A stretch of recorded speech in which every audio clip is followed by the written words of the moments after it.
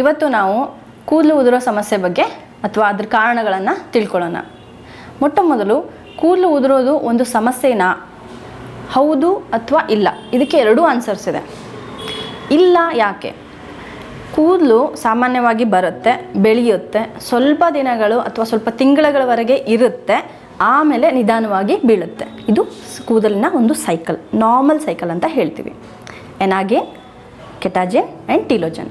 ಎನಾಗೇನ್ ಅಂದರೆ ಬೆಳೆಯುತ್ತೆ, ಕೆಟಾಜೆನ್ ಅಂದರೆ ಬೆಳೆದು ಮೆಚೂರ್ ಆಗಿ ನಿಂತ್ಕೊಳ್ಳುತ್ತೆ ಕೆಲವೊಂದು ತಿಂಗಳ ಸಮಯದಲ್ಲಿ.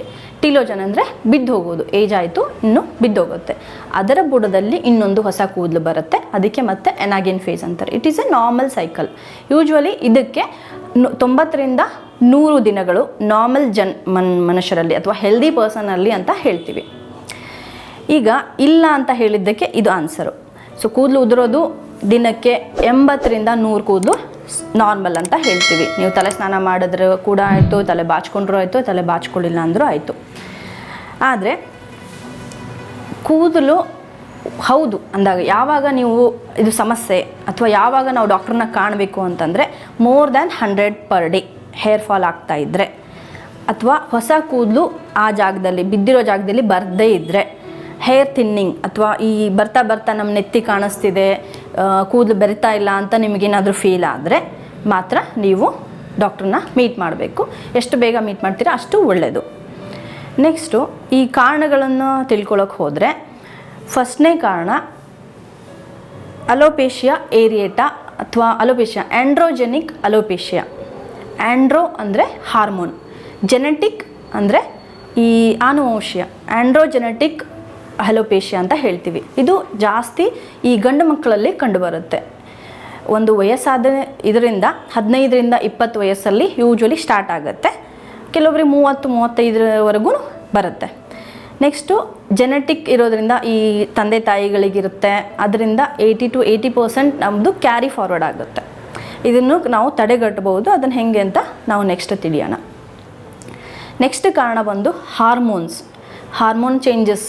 ಈ ಯೂಶ್ವಲಿ ನಮ್ಮ ಜೀವನದ ಕೆಲವೊಂದು ಸ್ಟೇಜಸ್ಸಲ್ಲಿ ಪ್ರೆಗ್ನೆನ್ಸಿ ಆಗಿರ್ಬೋದು, ಬಾಣಂತನದ ಆಗಿರಬಹುದು, ಮೆನೋಪಾಸ್, ಈ ಟೈಮಲ್ಲಿ ಥೈರಾಯ್ಡ್ ಸಮಸ್ಯೆ ಇರೋರಲ್ಲಿ ಈ ಟೆಂಪರರಿ ಹೇರ್ ಲಾಸ್ ಅನ್ಬೋದು. ಯೂಶ್ವಲಿ ಒಂದೊಂದು ಸರಿ ಸರಿಯಾಗಿ ಟೇಕ್ ಕೇರ್ ಮಾಡಿದ್ರೆ that hair will come back after that stage. ಈ ಪ್ರೆಗ್ನೆನ್ಸಿ ಆಗಿರ್ತಾರೆ ಆ ಟೈಮಲ್ಲಿ ಹಾರ್ಮೋನ್ ವ್ಯತ್ಯಾಸದಿಂದ ಕೂದಲು ಉದುರುತ್ತೆ, ಮತ್ತು ಟೇಕ್ ಕೇರ್ ಮಾಡಿದ್ದು ಆ 3ರಿಂದ 4 ತಿಂಗಳು ನಾವು ಟೇಕ್ ಕೇರ್ ಮಾಡಿದ್ರೆ ಮತ್ತೆ ವಾಪಸ್ ಬರುತ್ತೆ.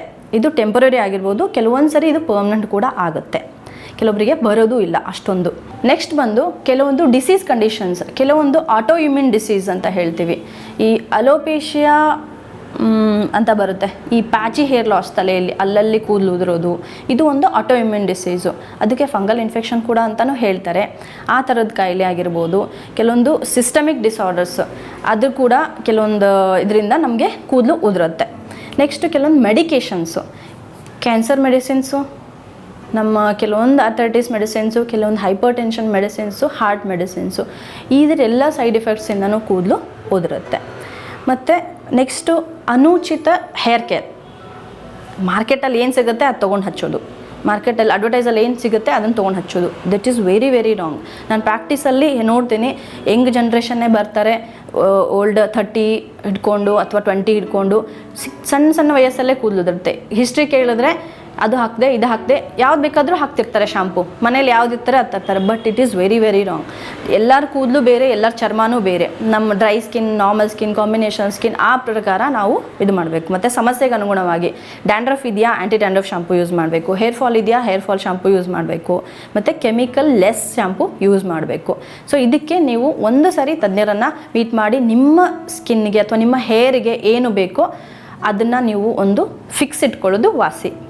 ಮತ್ತು ಕೆಲವೊಬ್ಬರು ನಾನು ಪ್ರಾಕ್ಟೀಸಲ್ಲಿ ನೋಡಿದ್ದೀನಿ, ಸೋಪ್ ಯೂಸ್ ಮಾಡ್ತಾರೆ ತಲೆಗೆ. Soap is not for the hair ತೊಳೆಯೋಕ್ಕೆ ಹೇರ್ ಕ್ಲೆನ್ಸರೇ ಯೂಸ್ ಮಾಡಬೇಕು, ಸೋಪನ್ನು ಬಾಡಿಗೆ ಯೂಸ್ ಮಾಡಬೇಕು. ಕೆಲವೊಂದು ಲೈವ್ ಯೂಸ್ ಮಾಡ್ತಾರೆ, ಕೆಲವೊಬ್ಬರು ವಾಷಿಂಗ್ ಸೋಪ್ ಯೂಸ್ ಮಾಡ್ತಾರೆ. It is very very wrong. ಅದ್ರ ಎಲ್ಲ ನ್ಯಾಚುರಲ್ pH, ನಮ್ಮ ತಲೆಯಲ್ಲಿರೋ ಎಣ್ಣೆ ಅಂಶ ಏನಿರುತ್ತಲ್ಲ ಅದೆಲ್ಲನೂ ಸ್ಟ್ರಿಪ್ ಔಟ್ ಮಾಡುತ್ತೆ. ಆವಾಗ ಹೇರ್ ಅಳ್ಗಾಡಕ್ಕೆ ಶುರು ಆಗುತ್ತೆ. ಸ್ವಲ್ಪ ಮುಟ್ಟಿದ್ರೆ ಪುಲ್ಲಿಂಗ್ ಟೆಸ್ಟ್ ಅಂತ ಹೇಳ್ತೀವಿ, ತಕ್ಷಣ ಬಂದುಬಿಡುತ್ತೆ. ಅದಲ್ಲದೆ ನಮ್ಮ ಏಜಿಂಗ್, ನಾವು ಏಜ್ ಆದ ತಕ್ಷಣವೇ ನಮ್ಮ ಹೆಂಗೆ ನಮ್ಮ ಕೆಲವೊಂದು ಏನು ಫಂಕ್ಷನ್ಸ್ ಕಮ್ಮಿ ಆಗುತ್ತಲ್ಲ ಹಾಗೆ ಹೇರ್ ಗ್ರೋತ್ ಕೂಡ ಸ್ವಲ್ಪ ಸ್ಲೋ ಆಗುತ್ತೆ. ಈ ಎನಾಗೇನ್ ಫೇಸು ಸ್ವಲ್ಪ ಬೇಗ ಬಿದ್ದೋಗುತ್ತೆ. ಈಗ 3 ತಿಂಗಳು 4 ತಿಂಗಳಿದೆ ನಾರ್ಮಲ್ ಯಂಗ್ ಪೀಪಲಲ್ಲಿ ಅಂದರೆ ಅವರಿಗೆ 2 ತಿಂಗಳಿಗೆ ಬರುತ್ತೆ. So thinning and hair fall is very very normal in the ageing ಅಥವಾ ಒಂದು 50-60 ಆದಮೇಲೆ ಕ್ರಮೇಣವಾಗಿ. ನೆಕ್ಸ್ಟು ಈ ಫಿಸಿಕಲ್ ಅಥವಾ ಇಮೋಷ್ನಲ್ ಟ್ರಾಮಾ ಅಂತ ಹೇಳಿರ್ಬೋದು, ಅಥವಾ ಈ ಇತ್ತೀಚೆಗೆ ಬಂದಂಥ ವೈರಲ್ ಇನ್ಫೆಕ್ಷನ್, ಅಥವಾ ಕೆಲವೊಬ್ರಿಗೆ ಟೈಫಾಯ್ಡ್ ಆಗಿರುತ್ತೆ. ಟೈಫಾಯ್ಡ್ ಆಗಿ 3 ತಿಂಗಳಿಗೆ ನನ್ನ ಕೂದಲು ಉದುರ್ತಾ ಇದೆ ಅಂತ ಬರ್ತಾರೆ. ಕೋವಿಡ್ ಆದಮೇಲೆ ಸುಮಾರು ಜನರು ಹೇರ್ ಫಾಲ್ ಸಮಸ್ಯೆ ಅನುಭವಿಸಿದ್ರು because of that stress in the body ಮತ್ತು ಮೆಂಟಲ್ ಸ್ಟ್ರೆಸ್ ಕೂಡ ಡೆಫಿನೆಟ್ಲಿ. ಇದು ಟೀಲೋಜಮ್ ಎಫ್ಲೂಯಮ್ ಅಂತ ಹೇಳ್ತಾರೆ. ಸಡನ್ನಾಗಿ ಆ ಥರ ಬಾಡಿಗೆ ಸ್ಟ್ರೆಸ್ ಆದಾಗ ಎಲ್ಲ ಹೇರ್ಸು ಟೀಲೋಜನ್ ಫೇಸಿಗೆ ಹೋಗ್ಬಿಡುತ್ತೆ. But it is a temporary phase. ಭಯ ಪಡ್ದೇನೆ ನೀವು ಹೇರ್ ಕೇರ್ ಕಂಟಿನ್ಯೂ ಮಾಡಿ, ಡೆಫಿನೆಟ್ಲಿ ನಿಮ್ಮ ಕೂದಲು ವಾಪಸ್ ಬರುತ್ತೆ. ನೆಕ್ಸ್ಟ್ ಇನ್ನು ಏನು ಮಾಡಬಾರ್ದು, ಲೈಕ್ ಹೇರ್ ಕಲರಿಂಗ್, ಯಾವುದೋ ಸಿಕ್ಕದ hair colouring, hair straightening, chemical treatments, ಇದು ತುಂಬ ಮಾಡಬಾರ್ದು. ಅದರಿಂದ ಈ ಶಾಫ್ಟ್ಗಳಿರುತ್ತಲ್ಲ ಇದೆಲ್ಲ ಬ್ರೇಕ್ ಆಗಿ ಸೊ ಸ್ಲೋಲಿ ನಮ್ಮ ಹೇರು ಫಾಲ್ ಆಗುತ್ತೆ. ಆಯುರ್ವೇದ ಪ್ರಕಾರ ಏನು ಕಾರಣ ಅಂದರೆ ರೋಮಕೂಪ ಅಂದರೆ ಹೇರ್ ರೂಟ್ ಏನಿರುತ್ತಲ್ಲ ಅದರಲ್ಲಿ ಹೀಟು ಅಥವಾ ಪಿತ್ತ ಜಾಸ್ತಿ ಆಗಿಬಿಟ್ಟು ಹೇರ್ ಫಾಲ್ ಆಗುತ್ತೆ ಅಂತ ಕ್ಲಾಸಿಕಲಲ್ಲಿ ಹೇಳಿದ್ದಾರೆ. ಇದೆಲ್ಲ ಕಾರಣಗಳ ತಿಳ್ಕೊಂಡ್ವಿ.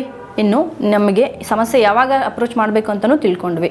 ಸೊ ಯಾವಾಗ ನಿಮಗೆ ಸಮಸ್ಯೆ ಅನಿಸುತ್ತೋ ದಯವಿಟ್ಟು ಆಯುರ್ವೇದ ತಜ್ಞರ ಹತ್ರ ಹೋಗಿ ನೀವು ಏನು ಕಾರಣ ಅಂತ ತಿಳ್ಕೊಂಡ್ರೆ ಟ್ರೀಟ್ಮೆಂಟ್ ಏನು ಈಸಿನೇ, ಟ್ರೀಟ್ಮೆಂಟ್ ಮಾಡಿದ ಹಾಗೇ ಅಂತ ಅನ್ಕೋಬೋದು. ಇಷ್ಟು ಹೇಳಿ ನೀವು ಇದನ್ನೆಲ್ಲ ಸ್ವಲ್ಪ ಲಕ್ಷ್ಯ ಕೊಟ್ಟು ಫಾಲೋ ಮಾಡಿ. ನೆಕ್ಸ್ಟು ನಾವು ಮುಂದಿನ ಒಂದು ಟಾಪಿಕಿಂದ ಮತ್ತೆ ಸಿಗ್ತೇನೆ. ನಮಸ್ಕಾರ.